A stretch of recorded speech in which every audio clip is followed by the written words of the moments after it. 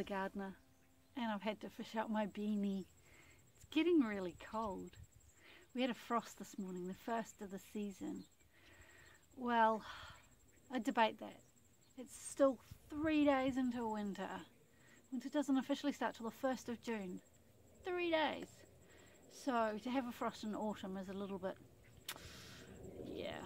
But having said that, some seasons we don't get frost at all, and then other seasons we get loads. So is this the first? Is this the only one? Or is it the last? But what it has meant is I've got to get out there and work in the garden. I haven't done a lot in a while because it's been raining non-stop, gloomy grey weather for weeks. So the grass is long and it's all overgrown and things haven't been harvested when they should have. But now the frost generally brings a glorious, magnificent blue sky day. So I need to take advantage of it for several reasons really. One, if I don't, the crops that were hit by the frost will be wasted. Two, well, it's a beautiful day, so waste not, want not. And number three, and most importantly, the cold weather crops and things will have been sweetened by the frost. So I'm going to get out there and harvest some things that I've been waiting to harvest for ages, although not anticipating the frost, but looking for it. So I'm going to pull out my kumara today, and then we'll move on to other things. So start with the kumara, the sweet potato. Alright, here we go.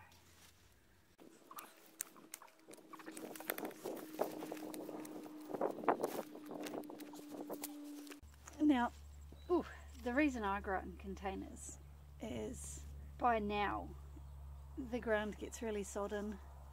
With all the rain we've just had, it will have any that would have been straight in the ground, in my ground, they would have perished, they would have rotted by now. So that's why I grow them in containers. And I'm not expecting a great crop, I'm just expecting more of a hobby crop than a sustainable staple crop. Sweet potatoes are lovely. I wish I could grow more of them, but because they're really expensive. Well, they're getting really expensive in the stores. Now there's one thing with sweet potato that you have to really watch. Is it's a kind of vining plant, which is why I had it on the trellis. Because where it touches the ground, it roots. And then that takes the energy away from the tubers that are growing. You want the tubers to be at the base of the main stem, not little noodle ones coming off side shoots. So that's the other advantage of growing them in containers, is when you dig them up, you know you've got them all. Right, let's see. What have we got in here? Oh.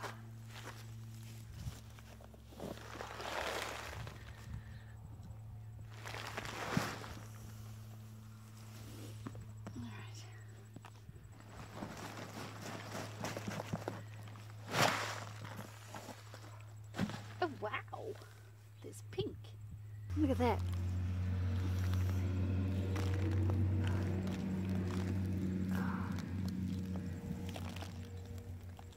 Okay. Oh, there's a worm. That's a good sign, but we don't need you anymore. Right. Oh, oh wow. They're a bit noodly.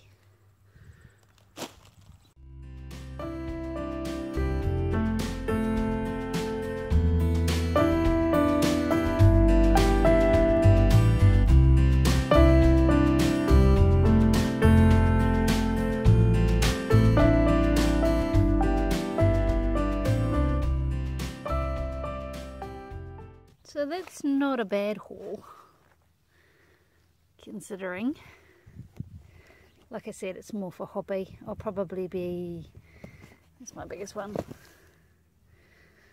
I'll probably be eating these in the next day or two.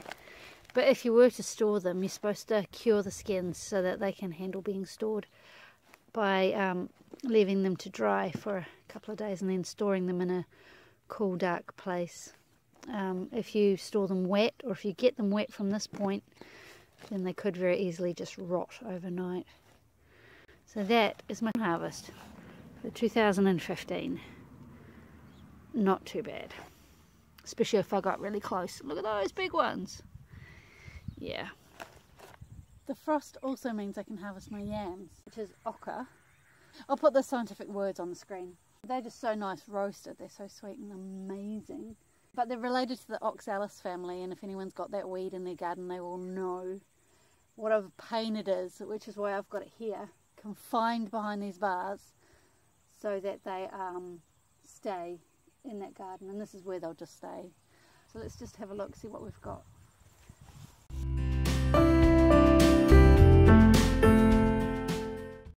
It's quite a fleshy plant.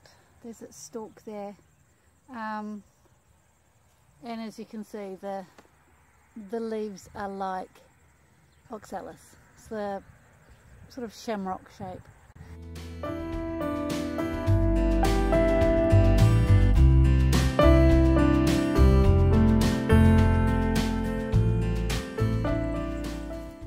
They grow on the end of the plant, similar to potatoes. These are just really little, a bit disappointing really.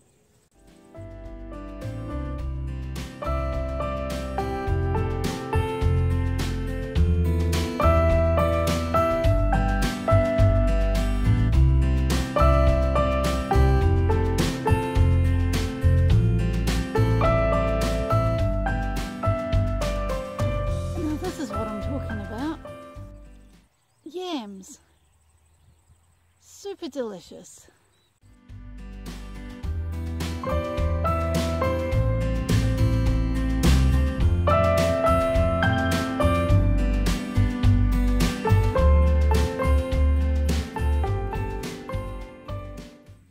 So here's my harvest. It's not much, although that's probably my best one. There's a few big ones there. The ones at the supermarket are normally this size or more, but mine will taste better because I grew them. Now one of the things I have done is all the ones smaller than this, I've just left them there. There's no point fighting the nature of something that's invasive like oxalis. Well, its very pretty cousin. It will regrow again. I used to grow it in the main bed, and it took me years to get rid of it when I crop rotated. So now they stay here by themselves. And if they're going to pop back up again, I will use that to my advantage. So a perpetual crop. I'll probably come along in the spring maybe, or just before they start to emerge and enrich the bed with fertilizer and stuff. It's not going to do anything now, it's just going to be dormant for a while. So there you have it, yams. Yummo.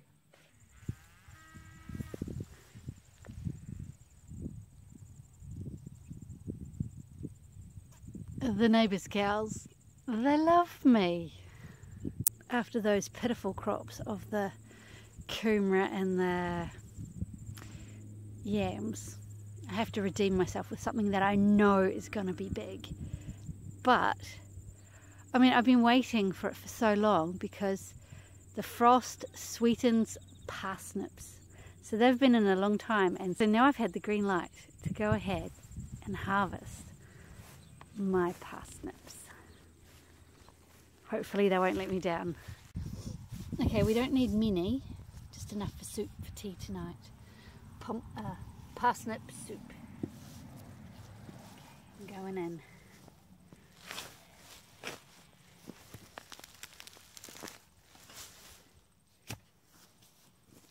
That's one thing all this lovely rain has done. It's made the ground nice and soft so I can pull things out easily.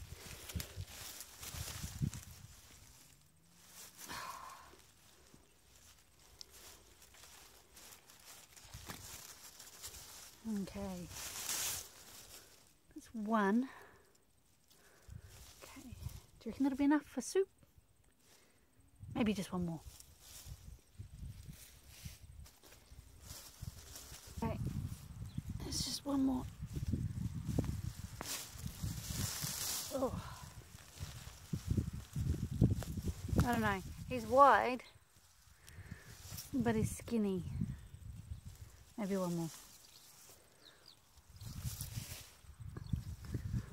I want to have a nice soup. Yeah. That'll do it. Parsnip soup for tea. Especially sweetened by the frost. So this is the harvest I managed to pull off. So these are the padron ones, the ones that are supposed to be 1 in 10 spicy. But if you let them grow this big, there's a high chance that it's 10 in 10 spicy. So you're looking for more, I don't know, gosh, even smaller than that, I'd say. I've let them all grow too big. And these are the ricottos. There's loads more out there that are green. And I'll see how well they'll survive the frost. But they're really hot, so they're hot. And they're hot. And these are definitely hot. These little beauties are habanero. I don't even know why I grow them, to be honest. And there's some more hot ones. I can't even remember what they are. So I don't even know what these ones are. They're quite hot though. And then these are banana ones, or Hungarian wax. Both of them, they look the same, so I put them in together. And then just, jalapenos. Now that cracking on the outside has a technical name, that's called corking. And it has something to do with them being, ready to eat. And then this is, the cornos.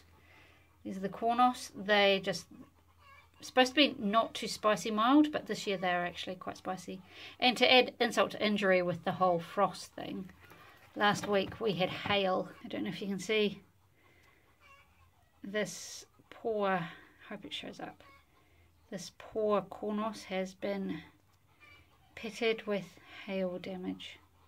So those are my chilies and things. I've got peppers and chilies. So I've got to do something with them all. Goodness knows what. If you've got any recipes or exciting ideas for searingly hot recipes, please put them on the thing. Put them on the comment section, because I think I'm going to need a little help. The last eggplant. And a broccoli. I'm quite pleased with this. It's not too bad. And with a bit of luck, all the caterpillars would have been squashed. Not squashed, they would have been taken care of by the frost. Then we have some baby zucchinis. These will be the last, because the plants are just completely fallen over and collapsed now. These are normal capsicums. I need to keep them separate so we don't get them mixed up with the rest of them, because they are just sweet normal pepper capsicums. And then we have my magnificent yams. Hooray! And my kumara, which is pretty cool. And also have some Jerusalem artichokes, which is kind of cool. And then, of course, not forgetting my amazing parsnip. So there you have it. A glorious blue sky day with a frosty start. So on this late autumn day, I've still managed to have a pretty incredible harvest. There's still things out there that will eke our way through the season. Like I could have harvested the beetroot, but it's happy enough staying in the garden for now, and I think I've got enough on my plate with all those peppers. So it's just a pleasure to have such a lovely day. Really blessed. After the rain, oh my gosh, the rain and the hail, you should have seen it. It was awful. It's so hard to imagine that the sky could ever be so blue again after days and days and days of just rain and wind. But for now, I need to go and take my monster beetroots inside that have been beautifully sweetened by the frost. Thanks so much for watching, and come again next week, because I've got a little project going on. I've been thinking about for a while, and it's sort of more along the lines of a bit of construction and structure building rather than the lovely greenery soft gardening. So stay tuned and come and see what I've decided to build myself. The supplies have arrived.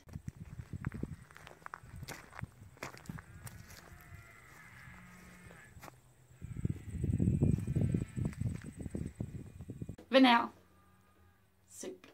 Parsnip soup.